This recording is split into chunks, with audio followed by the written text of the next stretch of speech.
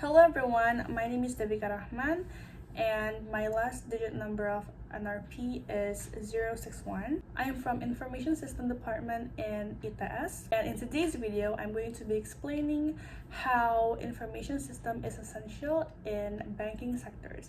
To start off, the world has now developed into digital era and everything has been digitalized nowadays. One of the most important elements to be expertise is information system itself, and it is very essential to be used and executed in banking sectors. Generally, information system is very essential in our daily lives. For example, having daily planners or many other more. Information system can be implemented in two different ways, either computerized or non-computerized. So here I'm going to be explaining both ways of implementing information system in banking sectors. As we all know, there are lots of data stored in banks, and have you ever wondered how they are stored and how can they not be scattered around? That is one of the reasons why information system is very important and essential to be used in banking sectors. Banking sectors is one of the sectors that uses information system most of the time to execute their needs. So when the data are not stored well, they could be scattered around and it will be hard for people to find the data, and it's just hard to control because data are uncountable and it's hard to manage without any skills and tools. So there are four components in information system, which are input, process, output, and also feedback. Thus, I will explain one by one in terms of banking sectors. The first step is input. Here in input, we store raw data without ever being processed yet. They will then be grouped and stored into several categories based on their criteria.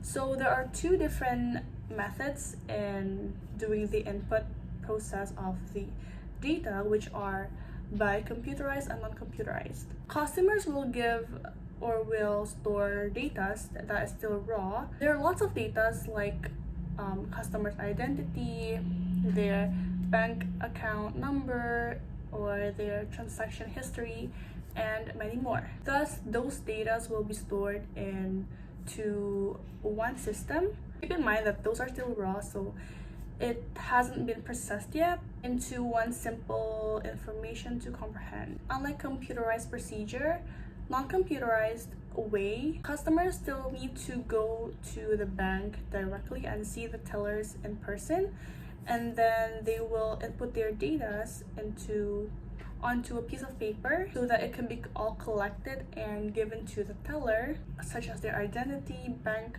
number, balance transfer, and etc. The data that has been filled in by the customers will be stored by the teller onto the system.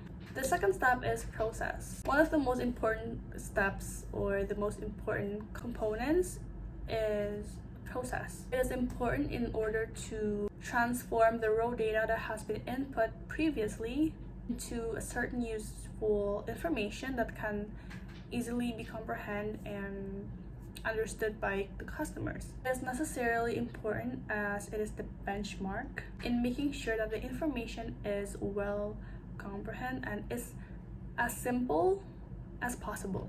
The data that has been input into the system will then be processed and organized based on the types of data, for example, like their names, their number, and etc. And those will then be processed into an output that is, again, simple and effective.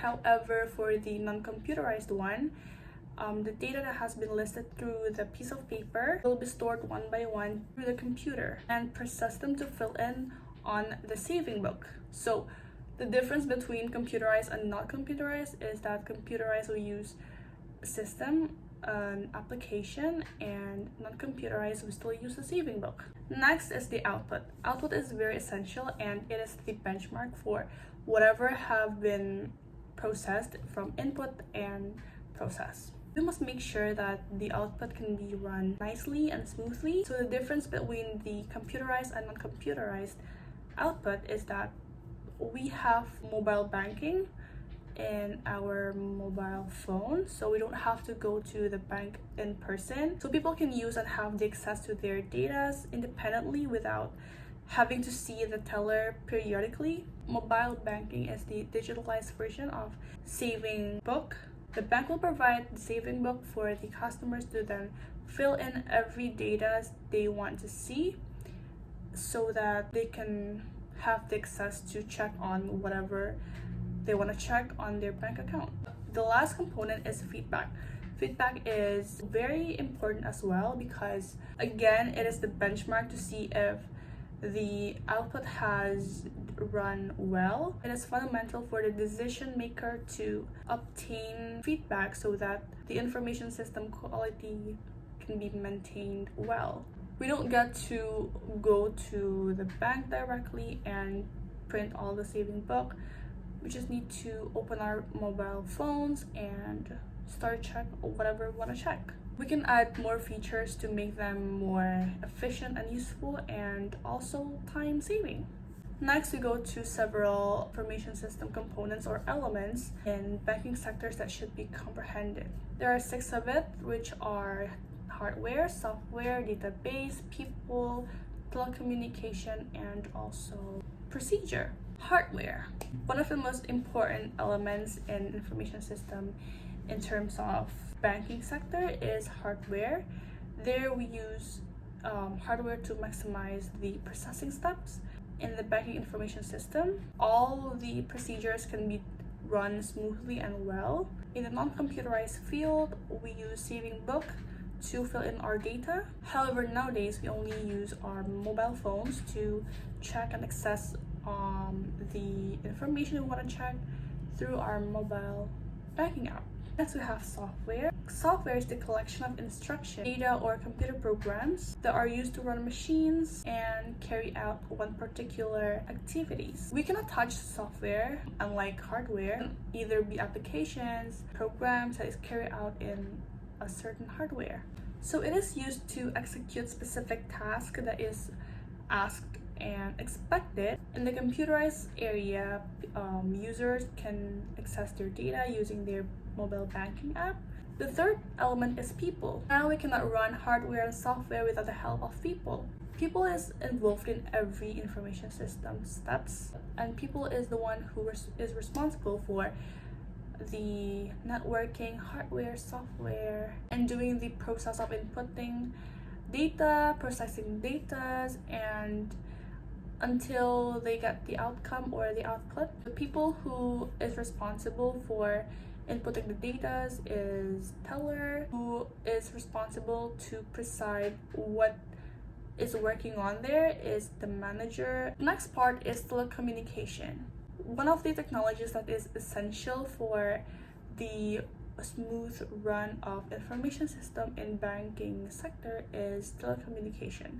It is how we can connect or communicate with one another, not in person. This element takes part in banking sector, which is creating the network between manual bank, ATM, and through mobile banking, which means that the data available in the mobile banking will automatically be synchronized in real time with the system. Database is one element in information system that collects data in the form of files, archives, or tables connected to the system that has been collected into one electronic device based on the types or category. For most of the time, banking sector uses IoT, AI, and mobile that is integrated or combined. And last but not least is procedure. Procedure is a very important component or element in information system because this gives and provides structures so it can work well to provide an outcome as the result of the processes that have been done. It conducts the system that is needed to fulfill elements of information system in certain sector, here in banking sector. So this gives instruction to the operation of information system so that the data can be comprehended and can be processed from the process of input until output. And by this procedure, the execution of the system itself should be as effective as possible. Thus, those are the elaboration or explanation about how information system works in banking sector and some components and also elements needed in information system. And yeah, hopefully that is clear enough to be understood and to be comprehend. Thanks for watching.